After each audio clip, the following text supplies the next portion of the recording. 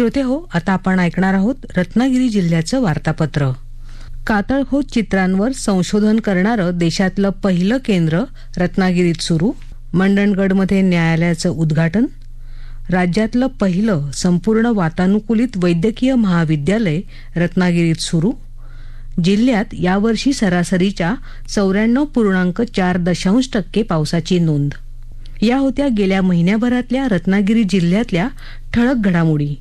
या आणि इतर घडामोडींविषयी सविस्तर माहिती देत आहेत आमचे वार्ताहर अनिकेत कोनकर.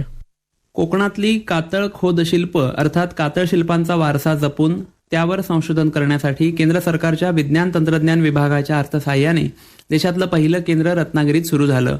त्या केंद्रात एकाच ठिकाणी पर्यटकांना कातळ शिल्पांबद्दलची सगळी माहिती मिळणार आहे. निसर्गयात्री संस्थेच्या प्रयत्नातून राजापूरसह अनेक तालुक्यात कातळ शिल्प शोधली गेली. त्यापैकी 9 ठिकाणांचा समावेश युनेस्कोच्या जागतिक वारसा स्थळांच्या प्राथमिक यादीत करण्यात आला आहे. कोकणासह गोवा, कर्नाटक, केरळ आदी राज्यांमध्ये आता सापडू लागलेल्या कातळ शिल्पांवर संशोधनासाठीही हे केंद्र महत्त्वपूर्ण ठरणार आहे.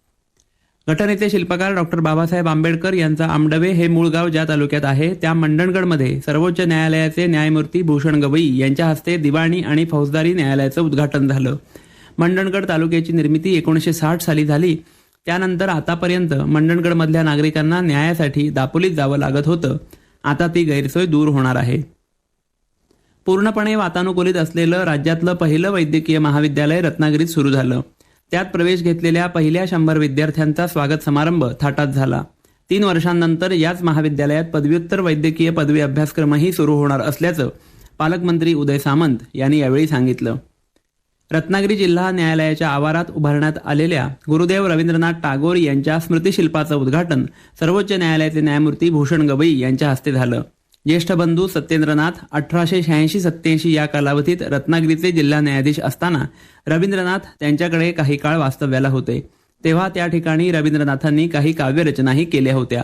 त्याची आठवण म्हणून हे स्मृतिशिल्प उभारण्यात आलं आहे. रत्नागिरी जिल्ह्यात यावर्षी सरासरीच्या 94.4% पावसाची नोंद झाली. सर्वाधिक 114% पाऊस गुहागर तालुक्यात तर सर्वात कमी म्हणजे 69% पाऊस संगमेश्वर तालुक्यात पडला. पावसाची आकडेवारी समाधानकारक असली तरी यंदाचा पावसाळा शेतीसाठी फारसा समाधानकारक नव्हता. पावसाची सुरुवात जूनच्या अखेरीला झाली. नंतर अतिवृष्टी झाली. ऑगस्टमधल्या मोठ्या खंडानंतर पुन्हा अधिक पाऊस पडला. मधल्या काळात अनेक ठिकाणी भात पिकाला पाण्याची कमतरता भासली.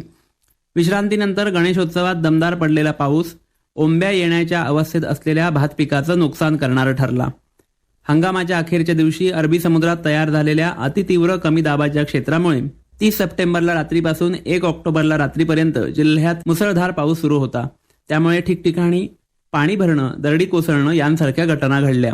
मुंबई गोवा महामार्गाच्या चौपदरीकरणाअंतर्गत चिपळूणमध्ये उभारल्या जात असलेल्या उड्डाणपुलाचा काही भाग 16 ऑक्टोबर रोजी कोसळला. या घटनेचा तपास करण्यासाठी राष्ट्रीय महामार्ग प्राधिकरणाच्या 3 तज्ज्ञांची समिती नेमण्यात आली असून त्यांच्या अहवालानंतर दोषींवर कारवाई केली जाईल असं सार्वजनिक बांधकाम मंत्री रवींद्र चव्हाण आणि जिल्ह्याचे पालकमंत्री उदय सामंत यांनी घटनास्थळी भेट दिल्यानंतर सांगितलं.